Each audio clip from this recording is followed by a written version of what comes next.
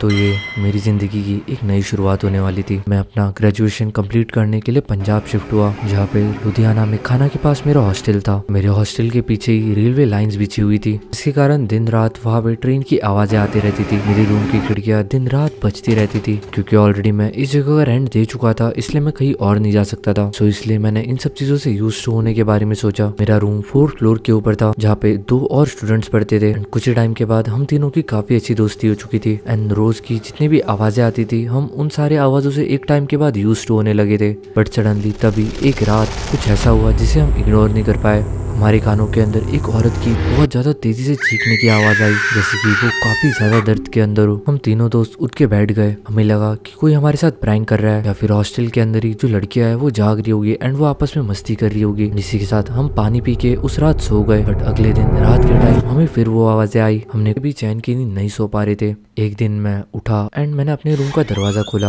And मैंने corridor के अंदर झांक के देखा। बाहर काफी अच्छी हवा चल रही थी, तो मैंने कॉरिडोर के अंदर एक राउंड मारने के बारे में सोचा एंड इस काम के लिए मैंने अपने एक दोस्त को भी बुला लिया। इसके बाद हम दोनों कॉरिडोर से होते हुए ग्राउंड फ्लोर की तरफ जा रहे थे। हमने सोचा कि कुछ टाइम रात के टाइम वॉक करने के बाद मे भी हमें नींद आ जाए, लेकिन हम गलत थे। हमें नहीं पता था कि जो रात है ये हमारे लिए और ज्यादा खराब हो जाएगी। जब हम ग्राउंड फ्लोर के ऊपर चल रहे थे, वही ग्राउंड फ्लोर के कॉरिडोर के पास में हमें एक औरत देखने के लिए मिलती है। हमें लगा मे बी वो हमारे हॉस्टल की लड़की होगी। बट चौंकने वाली बात तो ये थी कि वो इतने रात को ग्राउंड फ्लोर के कॉरिडोर के ऊपर क्या कर रही थी। उसने हमारी तरफ देखा। वो दिखने में काफी ज्यादा सुंदर थी, इसीलिए मैं और मेरा दोस्त हम लोग उसके बारे में फुसफुसा के बातें करने लगे। वो जिस तरीके से हमें देख रही थी, जब हम उसके करीब से गुजरेंगे तो वो मे बी हमें रोकेगी एंड हमसे कुछ बात करेगी। मे बी उसे हमसे कुछ कहना था, बट ऐसा कुछ भी नहीं हुआ। हम उसके नजदीक से निकल गए एंड वो जस्ट हमें देखती रही, जिसके बाद हमें लगा मे बी हमने उसके लिए थोड़ी बहुत ऑकवर्ड सिचुएशन क्रिएट कर दिया है। हम पीछे मुड़ के उसे देखना चाहते थे, लेकिन हमारी हिम्मत नहीं हुई। लेकिन जब हम कॉरिडोर की सीढ़ियों के पास पहुंच गए फाइनली 2nd फ्लोर पे जाने के लिए, तभी हमने पीछे मुड़ के देखा। बट अभी वो वहाँ पे नहीं थी। वो एक तो ऑलरेडी वहाँ से जा चुकी थी या फिर वो गायब हो चुकी थी। जिसके बाद हम लोग हर एक फ्लोर का चक्कर मारते हुए 4th फ्लोर की तरफ जा रहे थे। जब हम 1st फ्लोर से 2nd फ्लोर के कॉरिडोर के अंदर आए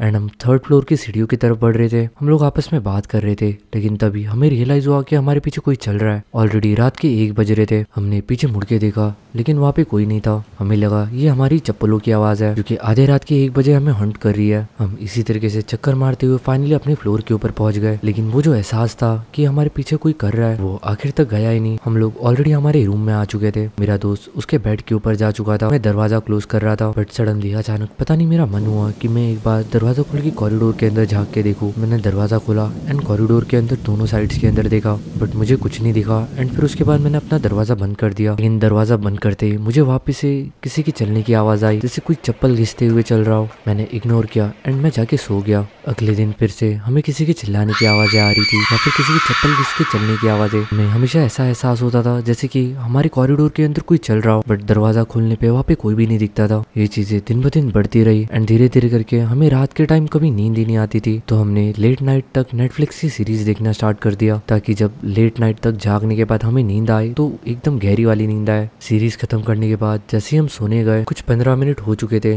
मैं अपनी गहरी नींद में ऑलरेडी जा चुका था, बट सडनली मुझे अपने कानों के अंदर थोड़ी सी खुजली महसूस हुई। मुझे ऐसा फील हुआ कि मेरे कानों के अंदर मेरे सर के बाल जा रहे हैं, जो कि इतने लंबे नहीं थे। स्टिल मैं काफी ज्यादा गहरी नींद में था, इसलिए मैंने अपने कानों को खुजाने के बाद मैं सो गया। मैंने एक तरफ करवट ले रखी थी, लेकिन तभी अचानक से मुझे ठंड लगने लगी। मुझे अपने हाथों में ऐसा महसूस हुआ कि किसी काफी ज्यादा ठंडे हाथों ने मेरे हाथों को छुआ हो। मुझे लगा मे बी वो पानी की बोतल होगी जो मैं साथ में लेके सोता हूँ। सडनली जैसे ही मैंने अपनी आंखें खोली, मेरी धड़कनें काफी ज्यादा तेज हो चुकी थी।